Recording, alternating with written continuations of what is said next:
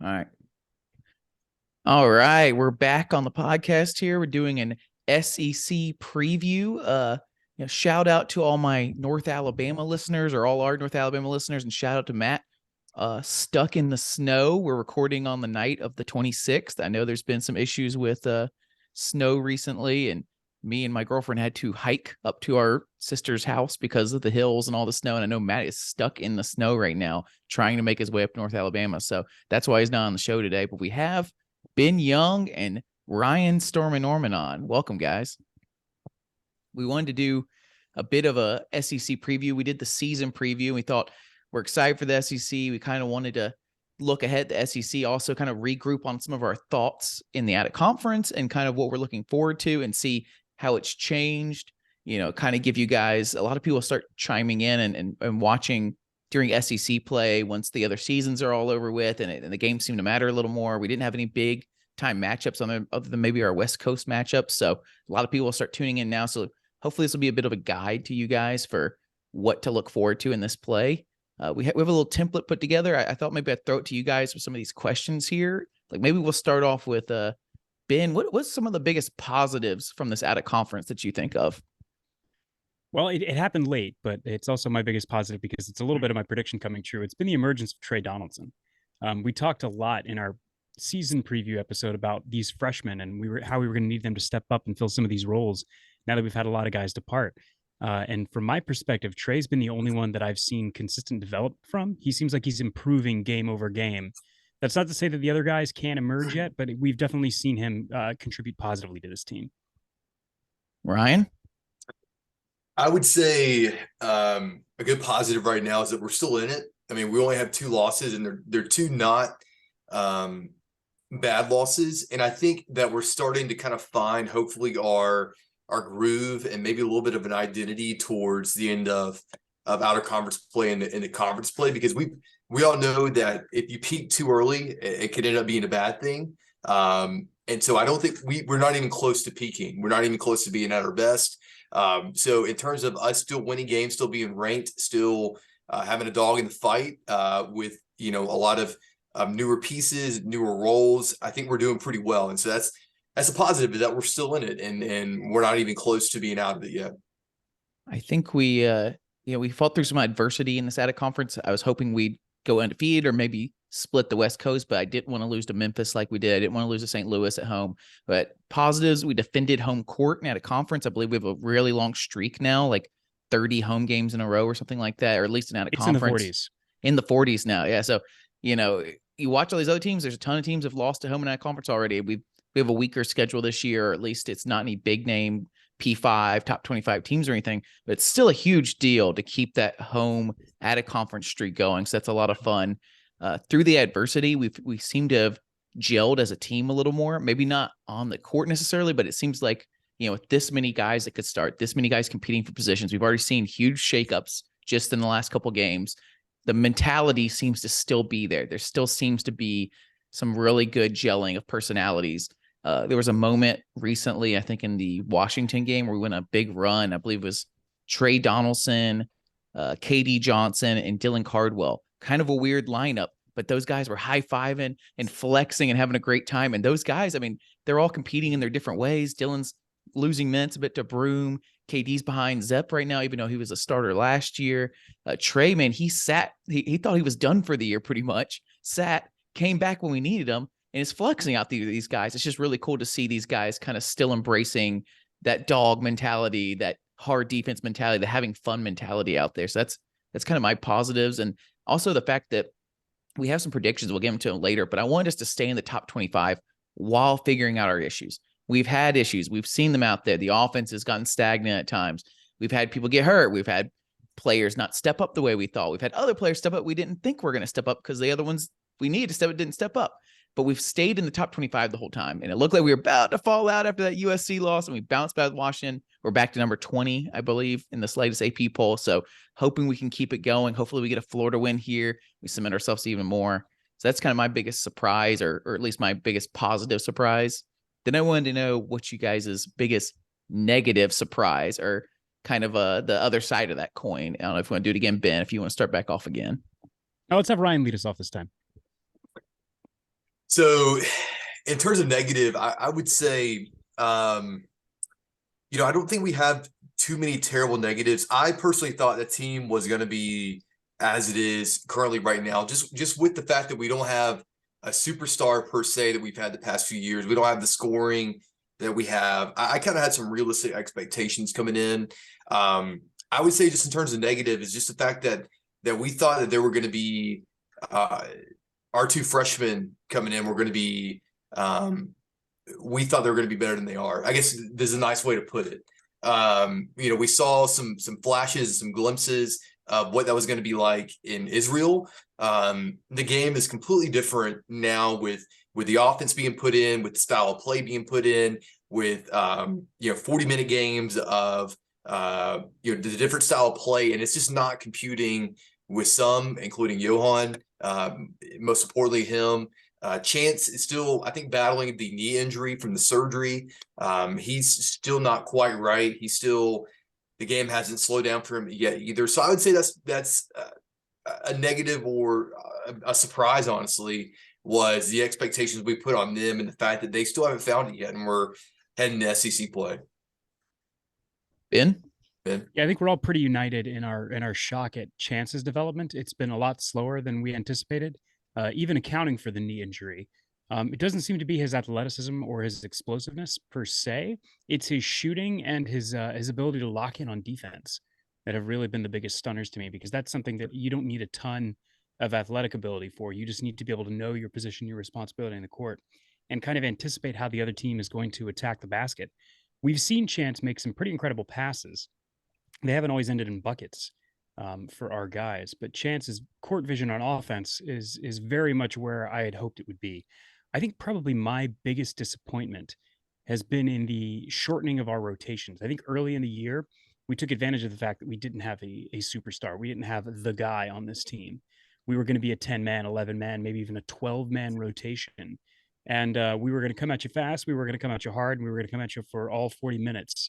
And as we've gone on, we've seen some of our main guys playing more and more minutes. And I don't think we're getting the efficiency out of them that we need. So I hope that as we get into conference play, we continue to be willing to throw bodies at people and continue stretching our rotation and stretching our guys and pushing them to be better and contribute hard in their minutes without feeling like we have to play guys for 25, 30, 35 minutes a game. I think we all know who the biggest disappointing surprises are with Chance and Johan. We kind of need, we had 3 new guys come in that we really needed to step up to kind of make up for that Walker Kessler loss and that Jabari Smith loss, and just in general, you need these guys to step up. I think we thought those guys were ceiling guys, while some of our other guys could be floor guys. They're high floor, while these guys are high ceiling. Chance was, the biggest disappointment of all of them. Then Johan has been fine. He still has a chance to come out and do something. Chance does too, to an extent, but Johan's he's still getting some minutes. He can still grab something, going to SEC play. Broome, that's probably my surprise if we're going to choose, Ryan picked those 2 others, Johan and Chance, talk about. Ben talked about the minutes, kind of like Dylan Cardwell's getting shorter minutes and different minute rotations. Mine maybe is Broome not being consistent. He's shown glimpses at times. And so if there's a surprise, maybe I kind of assumed a veteran guy would come in a little more consistent. I did worry about that jump into SEC play or out of conference. Even into the out of conference, it's been not consistent like you would think a veteran would. Maybe he steps it up in the SEC play, but that's pretty rare. We saw some cool stepping up of SEC play from Walker Kessler. I don't know if I expect that from anybody else. Maybe one of the younger guys kind of has something click halfway through the year. We'll see. That's kind of my biggest negative surprise, is the inconsistency from Broome. Ben, I think you had something you want to say? Yeah, I want to interject on Matt's behalf, since I know he's not here, and remind everybody of one of Matt's favorite things to say on this podcast is make sure you appreciate just how special Jabari Smith was as a guy who could come in and be that dude. Auburn hasn't seen a basketball player like that in a long, long, long time. So if you're a fan of the jungle and you didn't listen to a lot of our episodes last year, go back and just take a bath in that experience of a guy like Jabari being able to come in and be who he was. And honestly, the same thing for Kessler. When Kessler transferred in, there was a lot of talk about how he was running away from the difficulty at North Carolina, but he really fit in and adopted to Bruce's system and became a team player. So this team still has a little bit of time to gel. We're going to see that, they're going into the fire now. So we're going to see who emerges. So I would also say I agree with you completely, Ben. I mean that's I think we're starting to see that just how special they were and just how herald and incredible it is to have special players like that come through. And I'm hoping that we get there's a bunch of guys that we're going after currently now for next year in 2024, which 2024 is going to be a massive year. But that also goes into the fact too that I think a lot of people put a lot of expectations on Johan, with people forget that he's only played basketball for just a short amount of time. He's still very, very, very young. He's still very young in the game. He's just super athletic. Really started to kind of get his stride his senior year, but hasn't played basketball for that long. And so I think the speed of the game is just it's going to come to him eventually. And I think he just needs to be comfortable. He's just not comfortable out there, not knowing where to be. Maybe he's being played out of position a little bit. Maybe he's actually better at a 5 rather than a 4. But there's a lot of I think he's going to be a guy that's going to be here a couple of years, and that's going to benefit us in the future. Maybe not currently, but I think when we look for more towards a holistic picture, that's going to be key. And then with Chance, I think we all, and even Bruce may put too much in the basket of him maybe being the one or being a player who could play the one. And, those minutes have not come through his the way that he's handled that. And I think maybe the knee injury had a lot to do with that, just not being comfortable in there. But that's where I think Trey has took advantage and has shown that he is a dog. He's a guy that's going to get in there and fight. He is a Division I, 5-star football player as well. And that athleticism, he kind of reminds me of like an Aaron Kraft, from Ohio State back in the day. Like he's a junkyard dog. He's going to make winning plays, and he's going to be a guy that's going to be there 4 years. And I think seeing him be so good the past few games has really, I think, opened the coaching staff's eyes, our eyes, and he's playing with a chip on the shoulder. That's exciting, and so just kind of wanted to harp on a little bit of those freshmen a little more. So I know that's a big talking point with people. And just quite honestly, everyone's going to be like, man, why can they get better? Like, when are we going to see them? We may not this year. It may be something next year. So we just got to stay patient with them. I want y'all to take a second and look at these stats here I have on the screen. They're the Auburn averages for the season stats. And I think this could be an interesting little conversation here. I know we've had predictions, everything, but just for the listeners online, of Wendell Green's leading the team with 12.6 points per game. I think that was pretty, expected. He's going to be a baller this year. He's got the ball in his hands. Rebounding, it looks like Jonai Broom is leading us, 8.2 rebounds, pretty expected, I believe. Assists, I'm sure it's Wendell Green at 3.7. Yep, looks like it per game. Let's see. Turnovers, Wendell 3.2. A lot of Wendell in here. An interesting stat in here, and you guys look through it and let me know what you guys think are interesting. Chris Moore was 61% from 3 through 12 games. He's not shooting a ton of threes, but kind of like last year with Zepp, he's hitting these open threes. And we'll talk some more about the 3 position, but I find that probably one of the most interesting stats there is just how high his percentage is. I think you got to start working the ball to him a little more and see if he can hit these contested threes too and see what happens. I think he's getting a lot of those open shots because he's the least threatening player on the court a lot of those times, but I don't know which one do you guys see one that you want to point out as interesting. And, blocks is also Jonai Broom with 2.8 and Dylan Cardwell with 2.3. We love the blocks on this podcast. So that's an interesting one. I don't know if you raise your hand, if one of you guys has gotten looks like Ryan's got one he wants to talk about. Yeah. So I think what's key, and people just forget about this guy. And honestly, he's a big centerpiece of this team. And when he goes, we go, and that's Jalen Williams shooting almost 42% from the 3 and almost a 50% field goal rate. I mean, that's key. And he the way he goes is the way this team goes. And also the fact too, that he only averages 1 turnover a game, almost 2 assists, 6 rebounds. So I think we can get more out of him. We can play and we could be better. He's a guy that I'm looking forward in SEC play to help set the tone.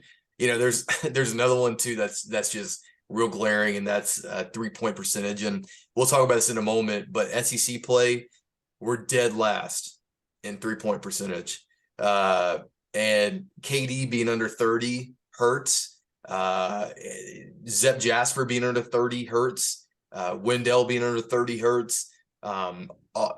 A lot of these guys under 30% are really hurting our 3-point percentage. Our guys that are shooting volume are under 30%. Wendell and KD shoot a lot of threes, and they're the ones that are shooting under 30%, which sucks. Zep, I've been talking about it all season so far on the podcast. We hoped he would emerge offensively and kind of use those open 3 percentage he had last year with more contested threes and shoot more volume. Not working out so far with 28%. Ryan, that's great. A great stat to pull with the 30%. I've been saying if we can shoot at least 30% in SEC play with this defense, we can be a good team. 30% out of conference is not great because you have a feeling it's going to drop a bit in SEC play against better defenses. So we'll be watching. Well, as long as we stay 30%, I'm happy, but I think it's going to drop below it. It's an interesting thing because we all talked about at the beginning of the year how we thought this team without Jabari and Walker, Jabari especially is a ball sticker. Like when the ball goes to him, the ball sticks, right? He's an NBA type player. He's a wing type player. So when he gets the ball sticks because he likes to make things happen with it. So we all talked about at the beginning of the year how we think that the ball is going to be moving more. There's going to be more open shots. I think that's been kind of the opposite here, with the fact that these guys don't know how to make their own shot. And so when we need that, it's hurting. Whereas the fact that when Jabari had the ball, there were more guys coming to help off them. There were more guys sagging. So there was more opportunities for those open 3-pointers to be made. And we just hadn't seen that this year. And I think that's part of the reason why some of these guys' numbers are so much lower compared to last year at this time of the year where, Zep or KD, they had a higher percentage. And that's just factual. So I think that's an interesting point that we can make too about how the difference between this team this year and last year is glaring with that 3-point percentage too. But I think one of the few areas where we've really seen growth over these first 12 games has been in our manufactured 3-point looks. And those have primarily come through Jalen and Chris Moore, through our flex, through our switch rotations, getting these guys into position on the wing to shoot an open 3. So you're going to hear a lot of chirping on the message boards about Bruce's ability as a coach. But when you sit down and look at a lot of his drawn up plays, they do such a fantastic job of understanding where the defense is going to give us a shot and how to get a guy into a position where he's comfortable and get him a good look. So we've seen a ton of that from Chris Moore and Jalen. And I think as we move into SEC play, I don't expect those numbers to dip because they're not your traditional 3-point shooters. So I think a lot of defenses are going to give us that look and let us set that play up and get those guys into position. So if they can continue to hit, continue to feed them. Getting between 10 and 15 points out of both Jalen and Chris Moore is a huge recipe for success. We saw that on the West Coast. When Jalen eats, we win. There's a kind of term in statistics called sample size. And I wonder if Chris Moore and Jalen Williams sample size is too small. And that's why they're Jalen shooting 41% or 42%, Chris Moore 61%, because it's such a low volume. And then we have our other guys, Wendell with 27%, KD with 29%, Zep with 28, Trey with 27. Who else we got out here? Anyways, they're lower than 30%, but there are guys shooting. Do you guys think we should switch up who's shooting a little more? Do you think we should push it towards Jalen and Chris Moore more? Is Chris Moore an anomaly? Or if you were the coach, would you start drawing up more plays for Chris? Would you be getting in Chris's ear and saying, shoot more contested threes? I mean, that's what it comes down to. They're shooting their open threes. But do you tell Chris Moore be more aggressive? Do you tell Jalen Williams be more aggressive from 3? No. I agree. Ben, you made a really good point there about the past few games, how the looks have been better. And part of that is, and I think this goes back to why people always complain about slow starts. And it's just this team trying to figure out and then make the adjustments from there. The first however many minutes it takes for them to make that adjustment. But yeah, we've seen Jalen have much more wide open threes.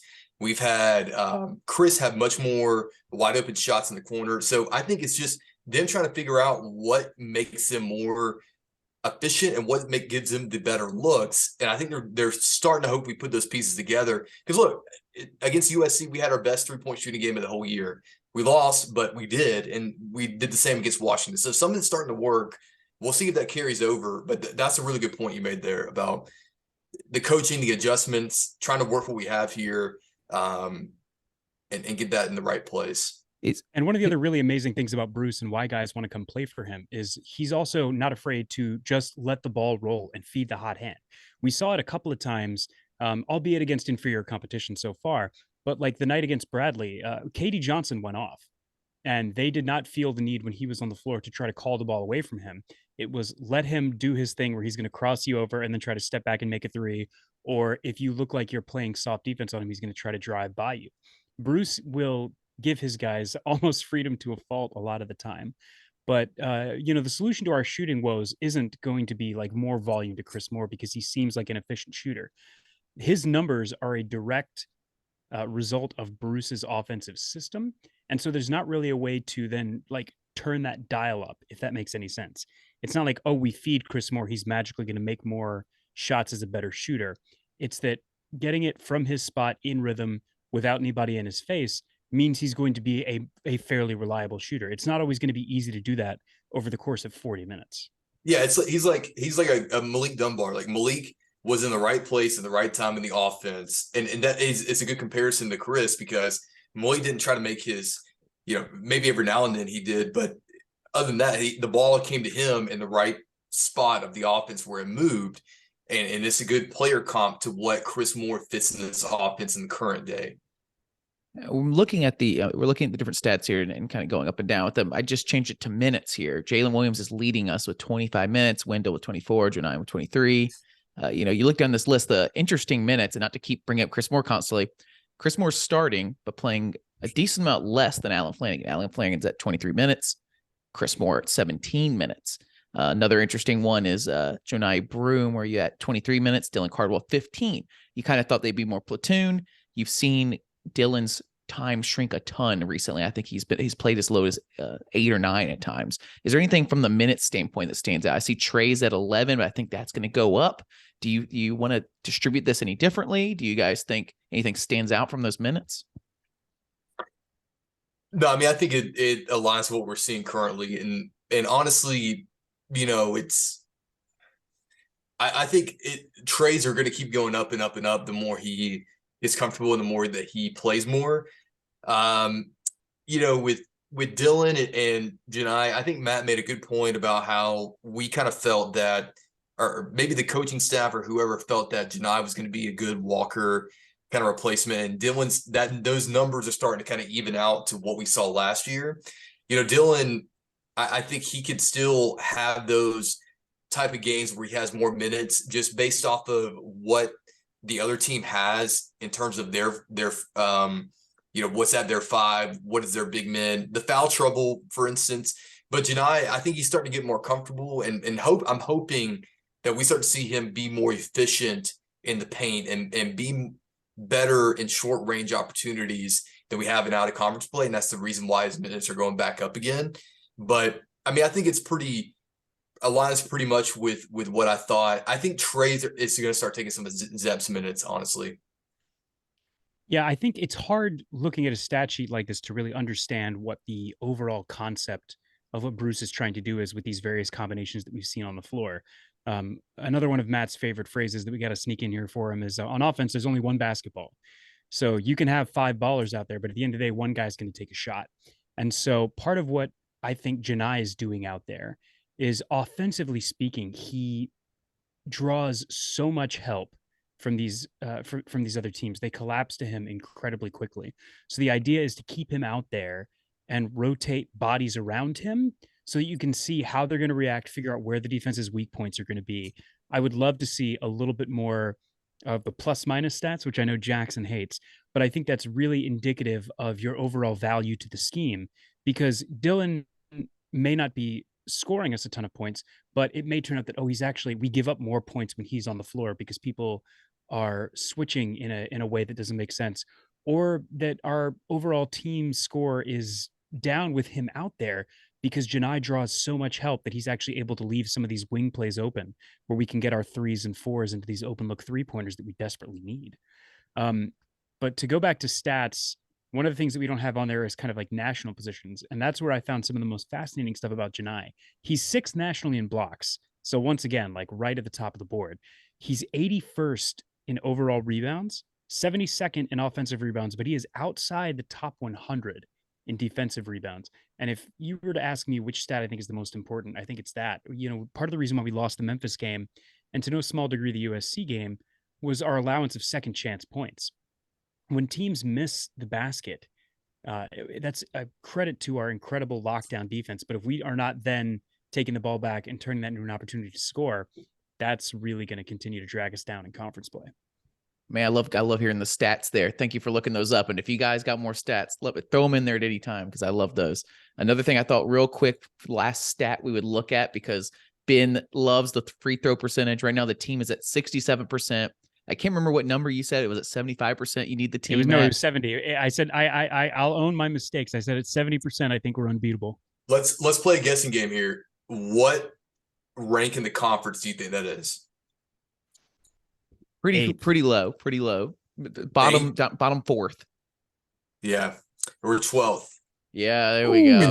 Surprisingly, right at 13th is Kentucky. Can you hit us with some of those? If you have that pulled up, can you tell us where we're at in the conference? Let's talk a little bit about around the league, because we're about to find out some really exciting stuff in this opening weekend. We got some marquee matchups that are coming.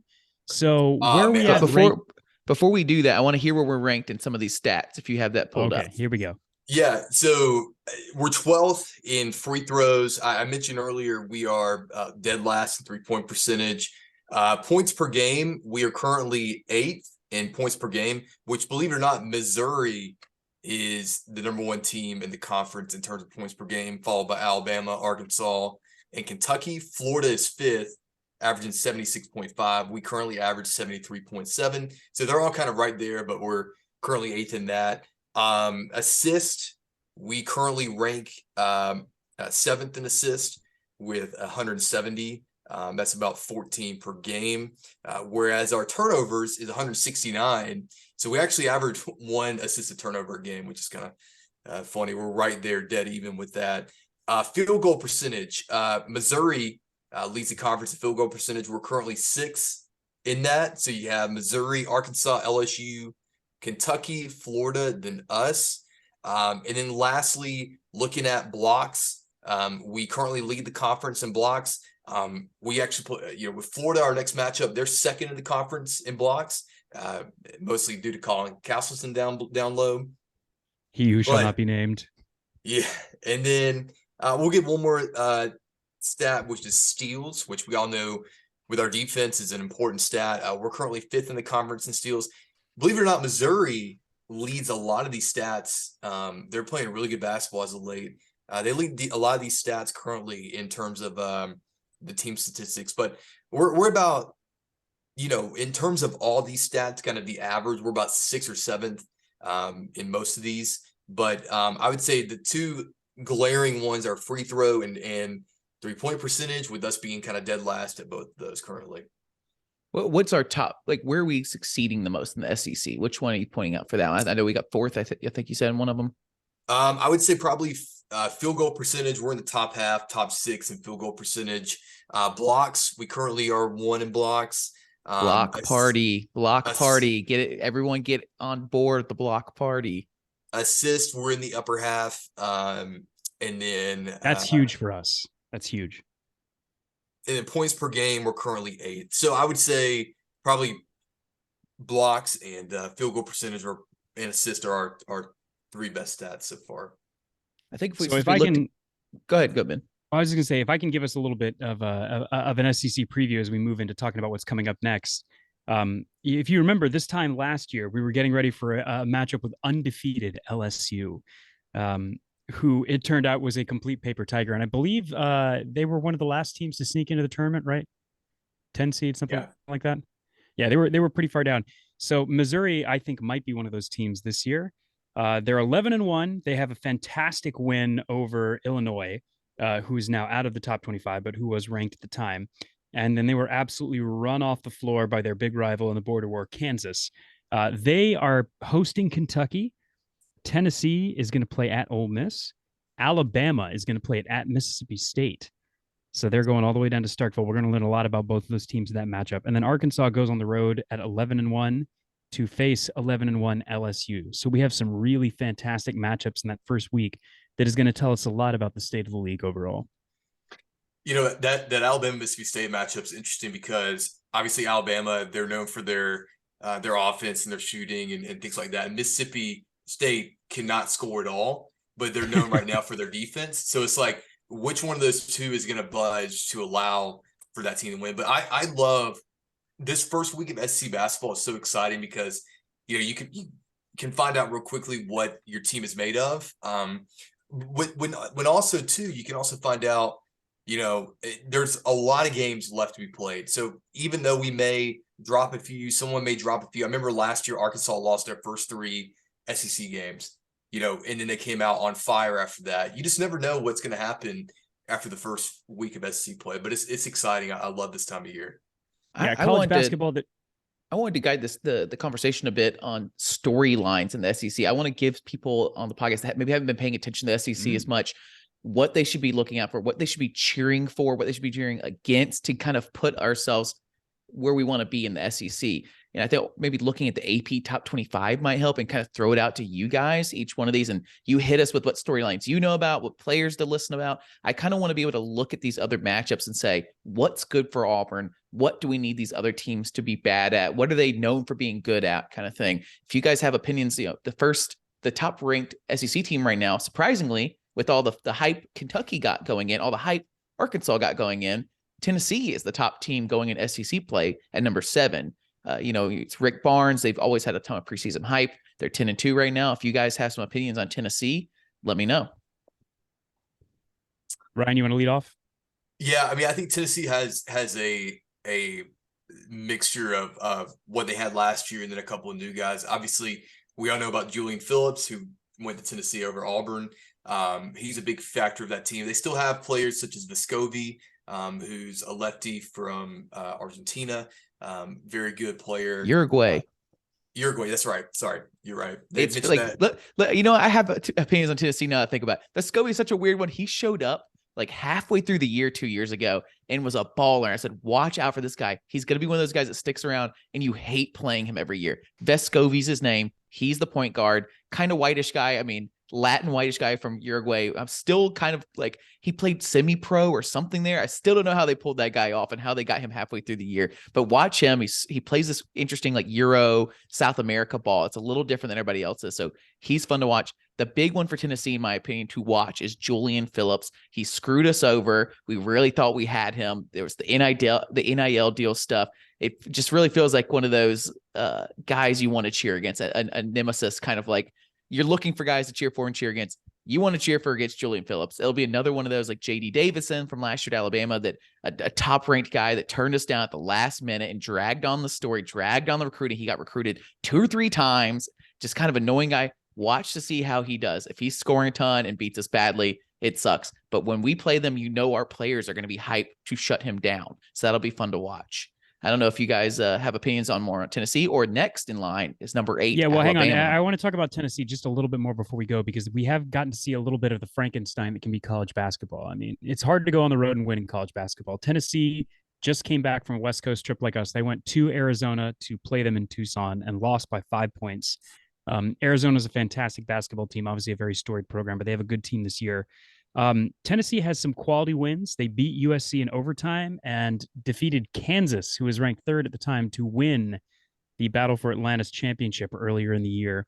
And then they had, in their second game of the season, an inexplicable home loss to Colorado. So it's a good reminder of one of the points Ryan made earlier. It's not about how much you can win. It's about when you get hot, when you're gelling, and when you're playing your best basketball. So the exciting thing for Auburn is I think we hopefully still have our best basketball ahead of us. Alabama thoughts, guys. We want to beat them. We want to beat them every time. I know they have a player that's scoring a lot of points right now. I don't know if you guys have, they got that coach over there. I'm blanking on his name right now that I don't like. Nate Oates. NIT Oates. Everybody wants to praise wants to praise him constantly for that 2020 COVID year. So they've jumped up and down this year, just like they jumped up and down last year, beating some really good teams, losing some good teams. We still don't know for sure who they are. I don't know if you guys have opinions on that. Yeah, so I watched a lot of their games. Brandon Miller is his name. He's a really good freshman. He's a Jabari Smith type player. He moves really well, has a weird shot, but he's good. He's really good. Alabama, this Alabama team is definitely interesting to have Javon Quinterly back, who is a point guard of theirs, shooting guard type player. They're up and down. They played Gonzaga, who really had a tough time scoring this year and gave up 100 points. They can be very suspect on defense. Whereas, we know what they could do 3-point shooting. I think they're a lot like last year's team, but with a few better players. I could see them winning the first 3 and then losing like 4 in a row. Just that type of team. But they're definitely they're capable. It's just, can they keep that gelling going, and can they keep that when things go bad for them, how are they going to react? Because last year when things went bad, they did not react well. They reacted poorly and just went very downhill quickly. Does that team still have the makeup this year to do the same, or can they get over that hump and play better? And I think a guy like Brandon Miller can put him over that. So he's going to be someone to really watch, and someone who I'm nervous about when we play, because he's going to be a nightmare matchup for us. Yeah, Alabama's going to be one of those teams that they definitely have the talent to run us off the floor this season. And what's going to make the difference in our matchups with them is the defensive attitude and who wants it more, who can stay cool under pressure, who can continue to execute when they're tired and trust their game plan and not go out there and try to be a hero. I think one of the advantages of this team is we don't have somebody like a Jabari that can feel that pressure, that like, oh, we need somebody to go and get a bucket. It's got to be me. I'm the guy. Alabama's top 2 guys, they're both shooting over 40% from 3.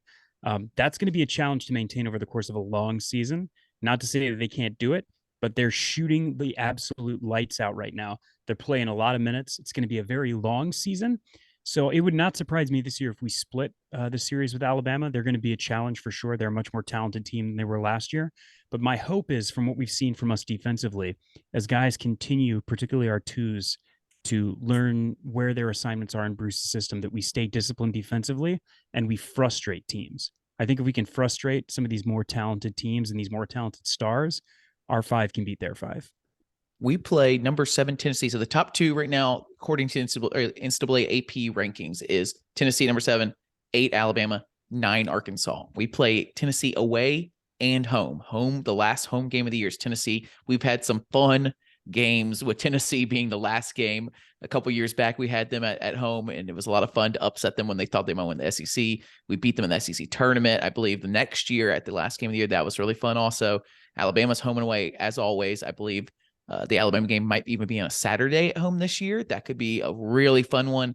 I'm hoping the kids, the students out there, even if our team is not the number 1 team, a team that's huge, that you guys pick a game to camp out for and have a big kind of Pearlville situation like we did last year. It's a ton of fun to see that from afar. I think you guys have a ton of fun camping again. I think that Alabama Saturday game or that Arkansas Saturday game will be really big ones. I think Arkansas Saturday, but number 9, Arkansas, who's next on the list, is kind of a grouping there. 3, we only play them at home, I believe, on maybe it's the 3rd game. It might actually be a Tuesday or Wednesday, but I believe we only play Arkansas once.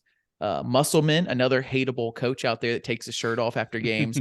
Both me and Ryan picked Arkansas as the game we most want to win in our season preview. They went nuts when we came in town as the number 1 team. They beat us right at the end. They dunked on Wendell, super annoying. They camped out for us. Musselman threw his shirt off, was running around, just being his usual annoying self. I really, really want to beat them. The other big part of them, too, is they've gotten so much hype. They got hype last year. They got even more hype. They think that they are the new bloods in this conference. I know they've had history in the past, but we are competing with Tennessee and Arkansas right now as who will be those new bloods, those guys that are hyped, the team you want to play for if you're not going to Kentucky. And Arkansas has been recruiting really great. They have a really great player, I believe, that's named Nick Smith, if I'm right. I think I'm right, guys. He's out for the year. He's out for the year. Really? Wow. All right. Well, Ryan, hit us with what's going on with Arkansas. Well, I say he's out for the year. He's out indefinitely with the knee injury, but I've read that he's probably going to take the year off because he's probably going to be the number 1 pick next year. So he hasn't played since before the Maui Invitational. So he's been out for a while. I think he tried to play again, but it just wasn't happening. But they've got like I said, a crazy deep, good team with a lot of young guys. A couple of names to look out for. Anthony Black, he's a point guard. He's a 6'7" point guard. He's really, really good. He's going to cause some major issues for us when we play. as a 6'7" point guard who can just get to the rim at will. And then there's a And guy he's named shooting 39% from three. Yeah, he's Yeah. really good. Trayvon Brazell, he is a forward, kind of a power forward. He's just a monster. He just attacks the rim. He gets rebounds. He's really good. And then someone who's leading, I believe, the conference in field goal percentage.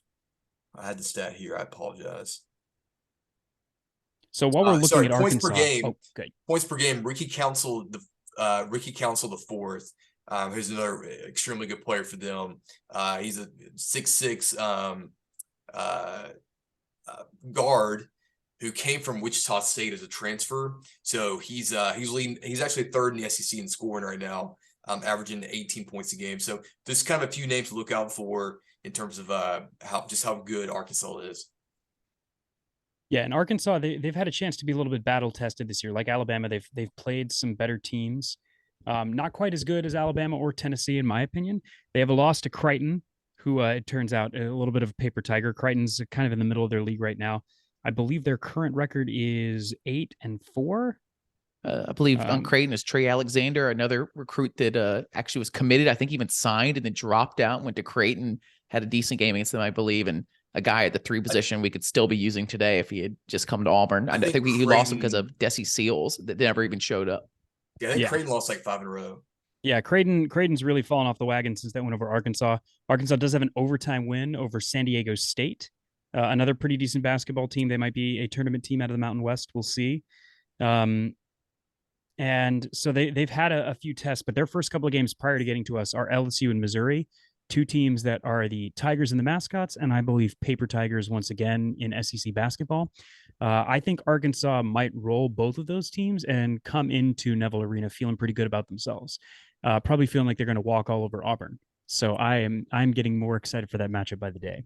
I think we're all excited. I think the entire fan base is going to be waiting for that one, but we have to get past Florida first to see if we can really make that matchup matter. But I think no matter what, the players are going to be really nuts for that one. The fans are going to be nuts for that one. It's going to be a lot of fun. The next team in the top 25 is a big jump from number 9 Arkansas to number 19 Kentucky. Kentucky had a ton of hype coming into this year. Also, I believe they started the top 5 in the AP poll. They have Oscar Tshiebwe back, the National College Basketball Player of the Year. Amazing player. I mean, I wanted to hate on him. I wanted Walker Kessler to be better. I wanted, all the hype to just be Kentucky nonsense. But Oscar Tshiebwe is a freak at times. He's a little too short for the NBA, and that's why he's back again. And also one of the few times the NILs actually worked out. Another weird part about that, just for fun, he can't make money in NIL in America because he's not a U.S. citizen. He's on a college visa. So they played to the Bahamas as their international games, and he did all his NIL content in the Bahamas where he is allowed to make money via NIL. I would love to hear more about that from the national media. I would love to know what the deal is with all these foreign players. Like Johan Traore on our team is not allowed to make NIL money as a college student on the college visa. So I'd love to hear more about that workaround and exactly who was paying Oscar Tshiebwe down there in Bahamas, what was going on. But they're number 19. They also have Severe Wheeler coming back. You might remember Severe Wheeler from getting wrecked by, I believe, Walker Kessler during our game and getting hurt 2 or 3 times during our game. He is leading. Clean pick. It was clean as all get out, but it was hard and it was a lot of fun to watch. And go back and look at one of our reels on our Instagram if you want to see that over and over again. But Severe Wheeler is leading the SEC in assists right now. No, these are all out of conference, but he has the most assists per game right now. They also have a second guy named Carson Wallace, who's the 3rd guy in assists per game. So they're passing around. Oscar Tshiebwe, as expected, is leading the SEC in rebounds with 13 per game. He's also 3rd in field goal percentage at 56%. And looks like steals per game. They have a guy at 4th named Cason Wallace, the same guy, I believe, that was leading in assists over there. So they have some guys to watch out for, mostly Oscar Tshiebwe. Guys, what do you think about Kentucky? Why are they falling so far? Because they don't have an offense. They can't score. They don't know how to move the ball when Tshiebwe's in there. I've got a friend who's a Kentucky fan that's a religious Kentucky fan, and they're also fed up with Calipari and the antics that he has and how the team has just declined over the years. So they've really struggled with that. Just trying to figure out where to put guys and play them. At some point they'll figure it out. But they're really struggling with Tshiebwe, trying to figure out how to get the offense going when he's in the game, because the ball sticks when it gets to him. And when he's out of the game, the ball kind of moves a little better. So there's some frustration among the Kentucky fans regarding them, but they'll get their wins when they need to get them. They'll have some losses here and there, and they'll probably be in the top 4 again, maybe 2. Who knows? Yeah, I'd love to have their losses. Their losses this year are in double overtime to Michigan State, to Gonzaga on the road, and UCLA in the CBS Sports Classic. They've also got wins over Michigan and Yale, 2 teams that are probably going to go dancing. Yale usually wins the Ivy League. It's either usually them or Harvard for the most part. So don't be confused. Kentucky's having a down year for Kentucky, but they're still a very dangerous team with a ton of talent all over the floor, and they're going to require us to play disciplined 5-man basketball. And what we're really going to need to see is the emergence of a big time center, not just as a scoring threat, but as somebody that will go and compete for rebounds. That's the kind of thing we really need to see Janai emerge in defensively, is his ability to rebound well, because a guy like Sheboy will eat him up. A big storyline with Kentucky for us personally is we have not beat Kentucky in Lexington since the 1980s. This is a year where it seems like they're not clicking super well. So maybe that's something you can pounce on, but I don't know if this team is the team that can kind of pounce on a Kentucky team that's not playing well in Lexington. But if we can pull it off, that would be amazing. I mean, we could lose a couple other games, but if we win that game in Lexington and break that curse since the 80s, that will be huge, and that will be something to watch. Next in the top 25, we have us at 20. So we're 5th in the AP top 25 in the SEC. But after them is an interesting team, Mississippi State. They started the season undefeated, 10-0. They just took their first loss to Drake. They lost 58-52. They're ranked number 21. I don't think a lot of people believe in Mississippi State as a top 25 team, but you couldn't deny them after they went 10-0. It was a weaker schedule. It's kind of maybe like our 2019-2020 team, where people didn't quite believe us as a top 5 team or whatever. But when you're undefeated, you're undefeated. I think Mississippi State was undefeated. You couldn't deny it. We'll see if they go on a little losing streak here, or maybe they're one of those teams that jumps up. Paper Tiger. Ben is putting the hammer down. Paper Tigers storming. You agreeing? Yeah, they can't shoot. They can't score. Weak schedule. You'll see when we play them. All right, well, let's get into some of these other SEC teams here. That was the top 25 SEC teams.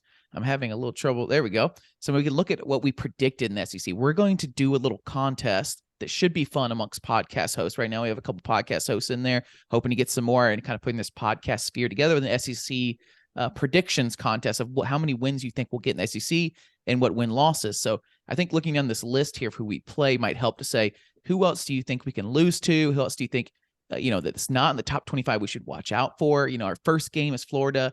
Ben predicts a loss. Mia and Storm predict a win. Matt hasn't gotten his picks in yet, but it's a home game, and I think that's huge for us to protect home. So Ben, I don't know if you want to start since you predicted as a loss. Are you worried about Colin Castleton, or what's your deal? I honestly, I'm worried about the team overall. We haven't really been hit in the mouth yet. I thought we went toe to toe with Memphis for a long time, and the problem with Memphis was they stayed more patient than we did. Over the course of the game, they got out ahead of us and then just kind of kept us at arm's length for the whole matchup. I thought we gave USC a hell of a run out there. We were winning at halftime. We could have still won at the end of the game. It was super duper close. I expect Florida is going to expose a ton of our flaws that we maybe think we got over with the Washington game. But as you can see from my predictions there, I think that that's going to be a really fantastic wake-up call for us, and start off a 5-game winning streak of us finally understanding who we are as a team, where our weaknesses are, and how to cover those up with our strengths. Ryan, thoughts on Florida or any other team you want to talk about that we haven't talked about in the SEC so far? Any other storylines you want to talk about out there? Yeah, I mean, I think honestly, in terms of the SEC as a whole, I mean, I think it really cuts off after 5 or 6. There are some really not so great teams in the SEC this year, with South Carolina, Georgia, even Ole Miss is extremely down this year. So you have kind of your lower tier teams that you could really kind of separate out, and hopefully, not guarantee, but get a win in those positions when playing them. So, I think you're going to see that. And Missouri is also a team to keep an eye on, with only 1 loss. They're scoring at a high rate. Is that going to hold up? Are they going to continue to play well? It's something to keep an eye on, because they've been kind of a team that hasn't made a lot of noise in the SEC since they've joined. So, are they for real? Are they not? And then Vanderbilt, they're kind of a team that's got some guys, but they haven't really put it together. They haven't really done a lot this year. So, we play at Vandy, which is always a tough place to play for us. We can never shoot well there, no matter who we have on the team. So that's always going to be a tough place to play. But I think overall it's kind of up in the air. I mean, we should win some games we're supposed to win. We're going to lose some games that we're supposed to win as well. And then it's just going to kind of be up in the air, which is why I gave us a prediction of 10 wins, which is, still right there with hopefully where, we get a good seed in the tournament. But, there's some flip of the coin games with some away games. We don't know how this team's going to play on the road in those environments. So there's a lot of question marks when it comes to that. I think a big kind of looking down the list of what we've predicted win-loss here, a big narrative is we will not be good at away games. We will try to hold serve at home. I think it's interesting to see who picks us having home losses and who picks us having away wins. Arkansas is an interesting one. Me and Ben picked an away win. I really think there's going to be some motivation there. I think in college basketball, even if you have the better team, there's certain momentum. There's certain things about being in Neville Arena and traveling and having that hype that can make a difference. I give us an extra 5 or 10 points by that. And only me and Ben think that we're going to win at home against Arkansas. I think some interesting losses. I mean, personally, I had a loss at Ole Miss after. I think there'll be a little bit of letdown. I just know that there will be some of these crappier SEC teams that we're just going to have a bad night. I mean, last year, we almost lost to the last place team, Missouri, at Missouri. It took a KD heroics to win that game because these guys are kids. They're college kids. They're going to be up and down. They are susceptible to momentum, and Arkansas will be susceptible to our momentum at home in Neville Arena. We will be susceptible the other way around in these big ones. Ben we beat the lights off of Georgia at home last year, and then went on the road and needed Wendell heroics with a questionable no call on a charge to end that game, where the refs with their whistle could have very easily handed us a loss to one of the worst teams in the SEC last year in Georgia. I see Ryan has us losing at Vandy, which is annoying. Shout out. He brought up Vandy. Shout out to the Nashville Auburn Club. We shout out every time. Matt's a part of the Nashville Auburn Club. I used to live in Nashville. Ryan, you got to make it up there for that Nashville game. I might fly down for it. I've been to 4 Auburn games at Memorial Coliseum and at Memorial Gym. I've seen 4 losses. We do not win there. You know what it is? This is another narrative Ryan's for people. banned. Ryan's banned from watching the game. Never mind. Yeah, don't go. Don't go. There's another funny thing about that one that it's just talking about narratives and maybe people that aren't paid attention as much. Vandy has like a raised up court that's interesting that makes it look like you're going to fall off the side of it. I feel like that always plays into account there a little bit. And it's just weird too that Vandy has been bad for so long. I don't know if you guys growing up, I felt like Vandy was one of those underrated SEC teams that hop in and out of the top 25, goes to the NCAA tournament. They have just not done anything in 15 or 20 years, it feels like, but they are somebody to watch. Get your tickets to that game through the Nashville Auburn Club if you get a chance. Is there anything else that sticks out in the schedule here? That one last kind of thing you want to talk about before we go to your predictions from SEC? I know Ryan's got to hop soon. Anything else that sticks out? It's interesting. It's just interesting. We have us, all of us kind of have us doing what we did last year, which is teetering off towards the end. We have a lot more losses at the end of the schedule than we do at the beginning. I wouldn't be surprised if it's the inverse. I would not be surprised if we opened with 3 SEC losses before we get it together and reel off a string of wins. Because you have to remember that this isn't a team that's sitting on top of a lot of talent. This team needs Bruce's system, and this team needs each other. They don't need anybody to emerge as a superstar. They need everybody to do their jobs and fulfill their roles and stay consistent and stay patient. So no matter what the records end up looking like, don't give up on watching this team. Stormer, I know you got to head out here soon. I looked at what our predictions for having a good overall season would be. And yours was make the tournament, get 10 plus wins in SEC. Right now, you have predicted 10 wins exactly in the SEC. Are we going to make the tournament? Yep. And are we going to get 10 plus wins? Oh yeah. If you get 10 wins, I mean, if you finish 500 in the SEC, you're getting a tournament. That's just how it is in this conference. And, I didn't predict us to get too high of a seed. I think around like a 5 or 6.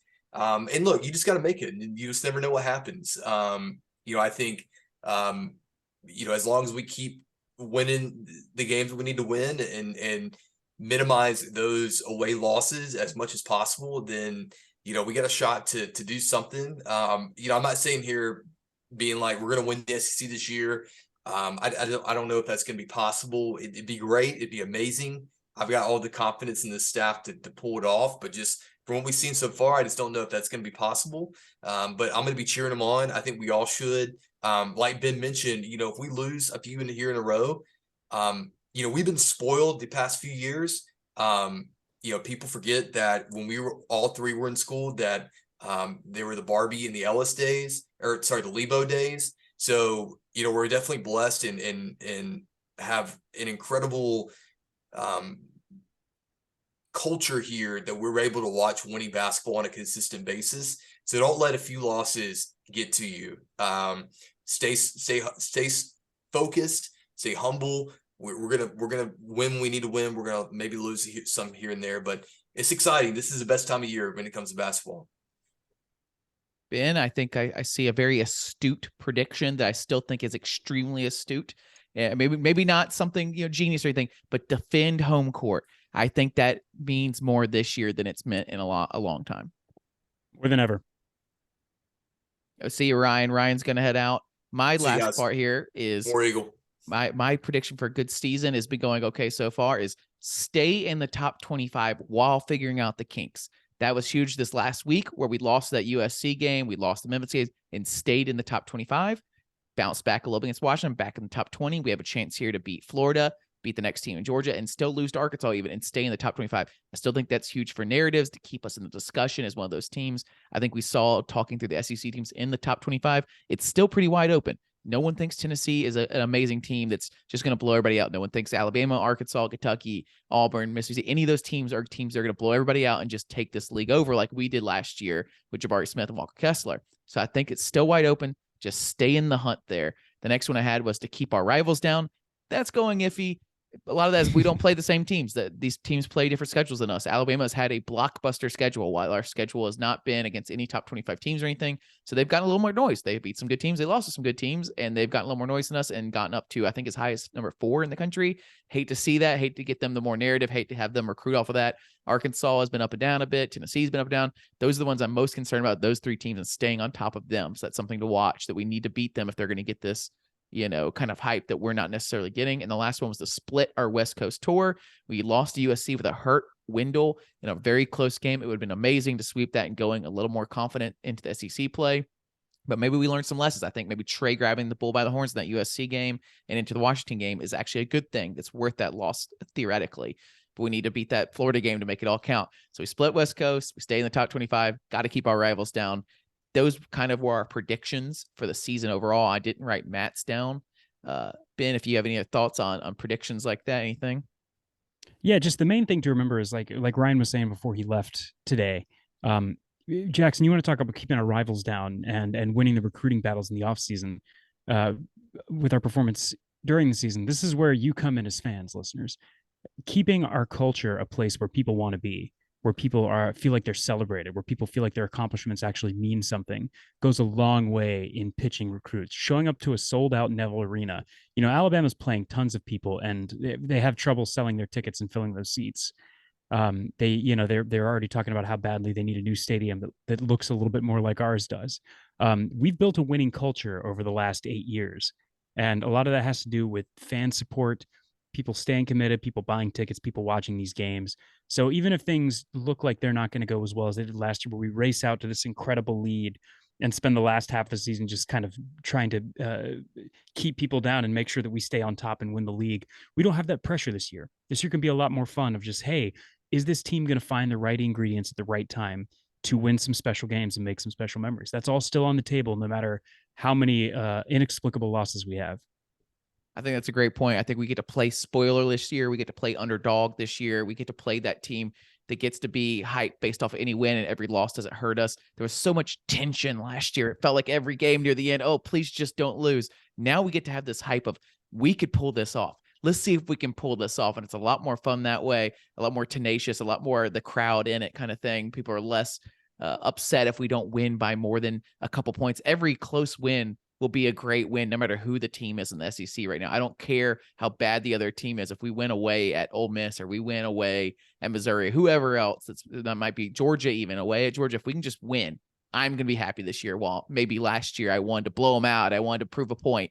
This year it's going to be a lot of fun. Just any win's going to be great. Losses can roll off our shoulders a little more. It might hurt if we get swept by Bama or Tennessee or something like that. Let's try to keep that. That's another one of those win your home games, because Alabama's going to come in motivated after that crane kick stuff. We came in because the crane get motivated, but 2 games in a row at the Broom, they're going to come motivated. We'll see if their fans show up or not, like you said. Look at it this way: if we get swept by Tennessee and Alabama, but we sweep Ole Miss and Texas A&M, that evens out to 4-4. And then everything else begins to matter a little bit more. So we have a roadmap that is there to still have a meaningful season, to still win enough games for things to matter at the end. And that's really where you want to be. Sweeping Alabama is nice. Getting that win against Kentucky on our home court is huge. Securing the number 1 ranking is amazing. But what we're still really chasing as a program is more banners from March. That's what we need. Yeah, we talked. That's what Ryan's little statement from the beginning of the season was, just be happy about winning the tournament. Remember when we could never win a tournament and we would just go nuts? I remember thinking in my head, if we ever make a tournament again, I'm flying no matter where it is. Same with the Final Four. I'm going no matter where it is. I didn't make it to that first NCAA tournament, but I made it to the Final Four. It's the same kind of thing. Keep that attitude that making the NCAA tournament is history and a ton of fun for us. The last thing I wanted to bring up for the end of it, I wanted to gas Ben up a bit here.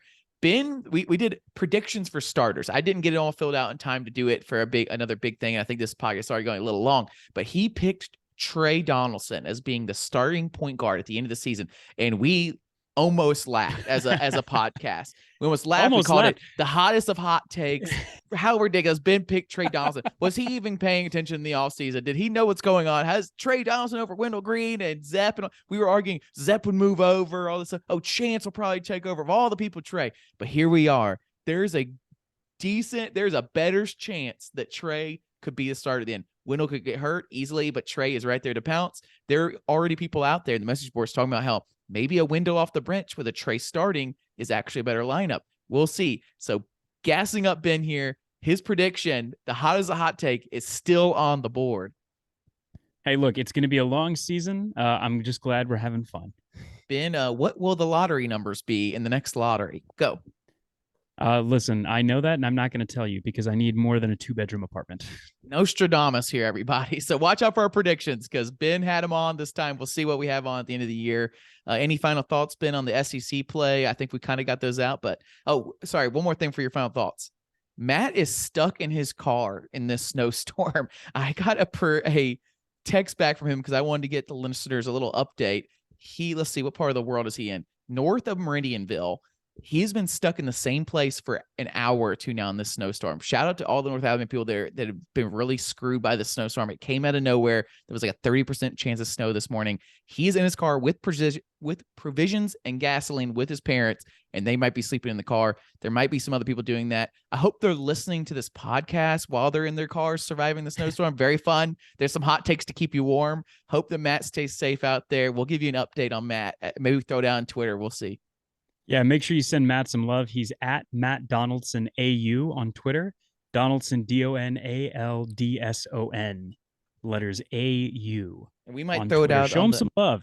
We might throw it on the Jungle Twitter too, to just be like, hey guys, if you're around Meridianville, our guy might need to get dug out tomorrow, or you might need to, he might need somewhere to stay. So we'll throw it out there maybe and see what happens. But Ben, this is exciting. I'm really excited for SEC play. It's going to be a lot of fun. We'll have an episode after every game again this year. Hopefully the next one will be live in Nashville with Matt if he makes it there. I know I'm going to make it there. But War Eagle, Ben. War Eagle, remember, the SEC, it just means more.